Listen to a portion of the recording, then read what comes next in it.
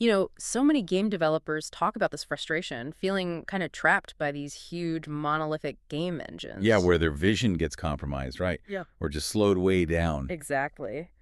What if the engine itself could be custom built for your specific needs, generated in like minutes, not months? That's a pretty radical idea. Wrestling with tools that are, powerful, sure, but maybe not Yeah. flexible enough for really unique ideas. That's the struggle. Absolutely. And today we're doing a deep dive into something really ambitious, I think. It's called Cadence by Constellar. Right, Constellar. And it's not just another engine. No, not at all. It's described as an AI native framework. The idea is it generates, evolves, and optimizes custom game engines, kind of like infrastructure as code. Ah, okay. So you define the system you want Hmm. declaratively, and it builds it, like with cloud infrastructure, That's the concept. It really seems to rethink the whole creator-tool relationship. making the engine dynamic, adaptable, Hmm. part of the whole process, not just a fixed starting point. It sounds fascinating. So, our mission here is to explore how Cadence could empower creators, maybe slash development time, give more control, and even broaden what we think of as a real-time engine. Yeah, beyond just games, right? Yeah. I saw mentions of medical simulations and stuff. Exactly. We've got a stack of documents here, Mm. technical papers, vision statements, business plans even. So, let's dig in. Okay. Well, th- the problem they're tackling is definitely real. We're sort of in this era of titans, you could say. All right. Unreal, Unity, Godot, they dominate. They do. And the sources we have really highlight that these powerful tools, they come with trade-offs, often called monolithic, opaque, slow to adapt. That rings true. From your perspective, like what are the deep architectural reasons for that rigidity? How does it actually hinder developers? Well, their size, their scope. Yeah. They have to be general purpose, to serve everyone. So customizing them, that's a huge time sink. Right. And they're not always the best fit for really specialized things outside typical games. Scientific visualization, maybe, or complex defense sims. You're not trying to force it. Retrofitting instead of creating, yeah.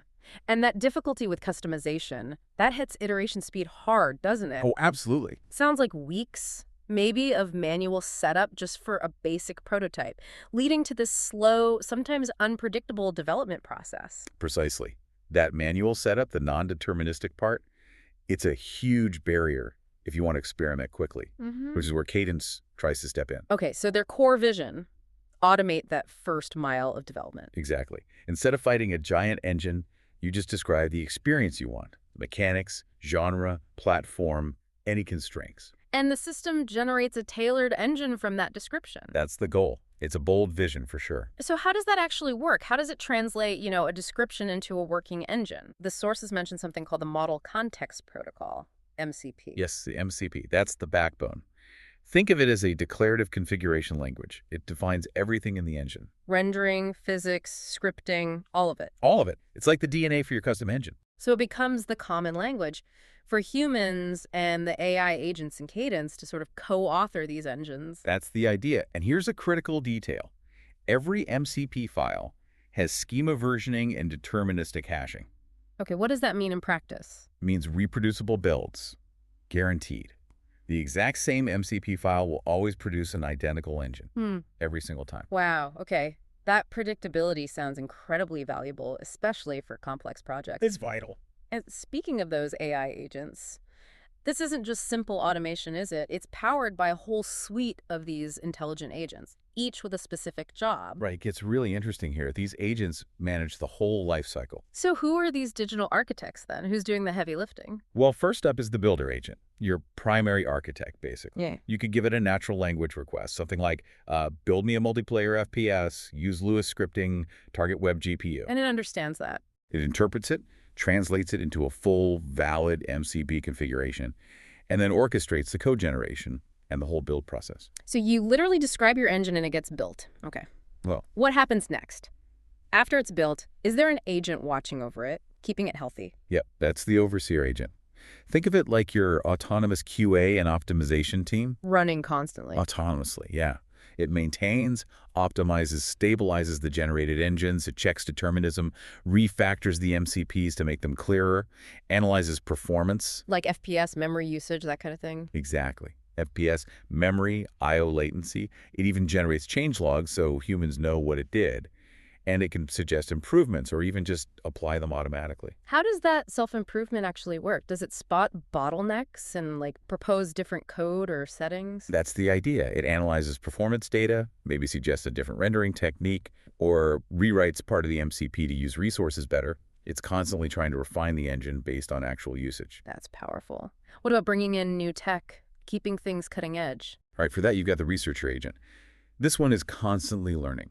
It How? pulls info from academic papers, cards for preprints, GitHub projects, basically scouting for new developments. It integrates that cutting-edge research into Cadence's knowledge base. So it keeps the platform itself up to date. Exactly, always looking for the next big thing in real-time tech. And taking that even further, the spearhead agent, that sounds like the blue sky R&D department. It absolutely is. Mhm. Spearhead is about fusing really emerging tech and theories.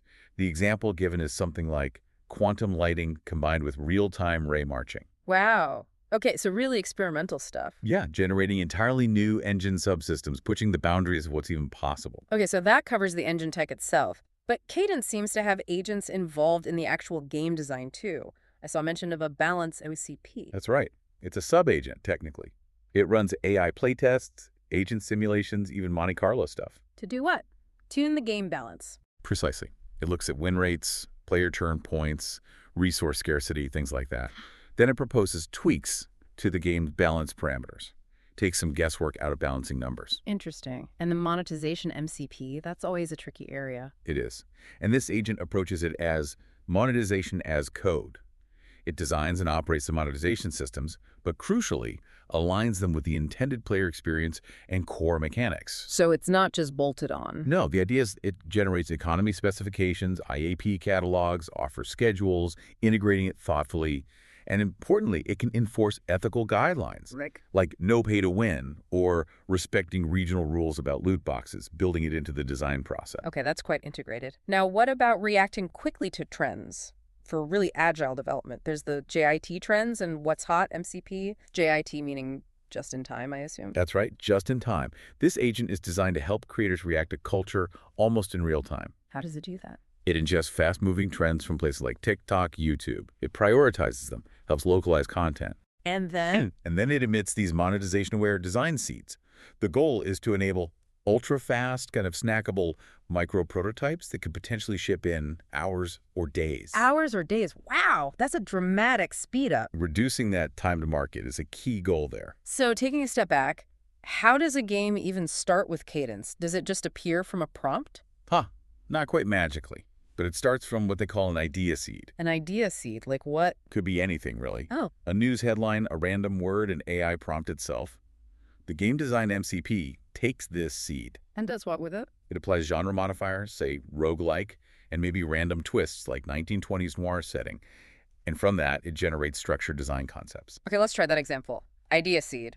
Rising sea levels threaten coastal city. Genre, roguelike, twist. 1920s noir. What might Cadence spit out? Okay, yeah. That could generate something like, maybe the title is Noir Rising. Okay. The core loop might be defined as scavenge rescue survivors. Yeah. Upgrade your safe house, survive the nightly floods. Pretty specific. And the mechanics.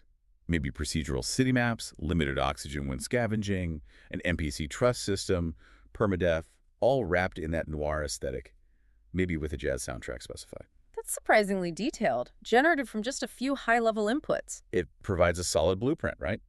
Gets you started quickly. So once that design concept is there, what about the actual game assets? 3D models, sounds, textures. Does Cadence handle that too? Yes.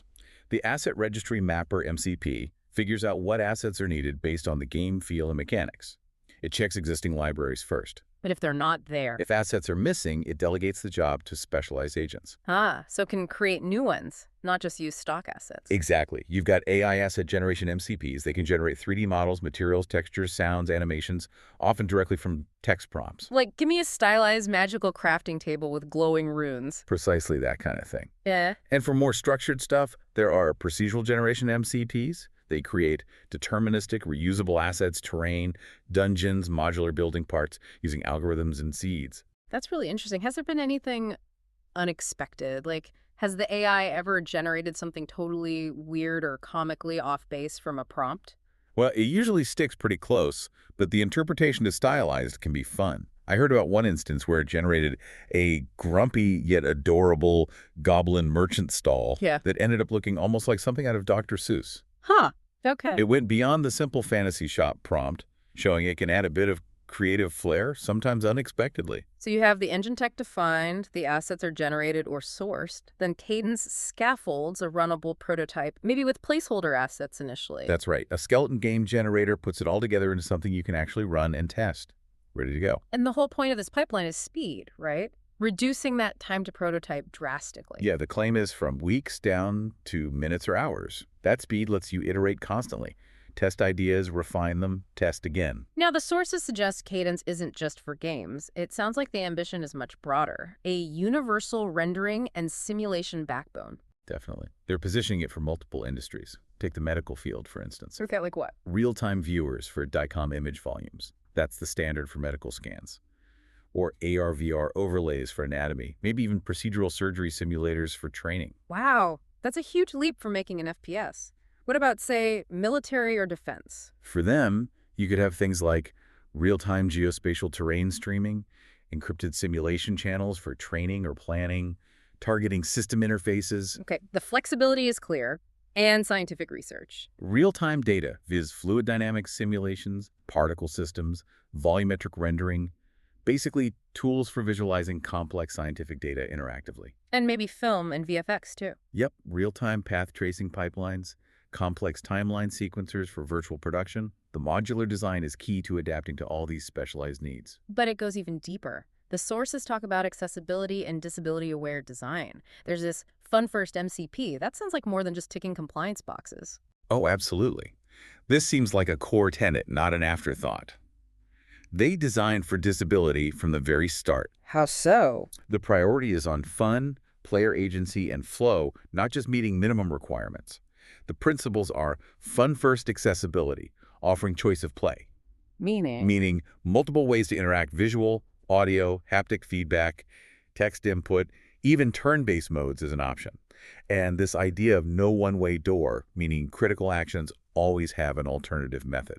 That sounds incredibly thorough. Why embed this so deeply? Why not just make it an add-on later? Well, the feedback they seem to have gotten is that accessibility often feels like an add-on, kind of bolted on. Right. By making it a core design parameter from the start, the goal is to create genuinely inclusive experiences, moving beyond its compliance to real enjoyment and agency for everyone. So it considers a really wide range of needs. It does.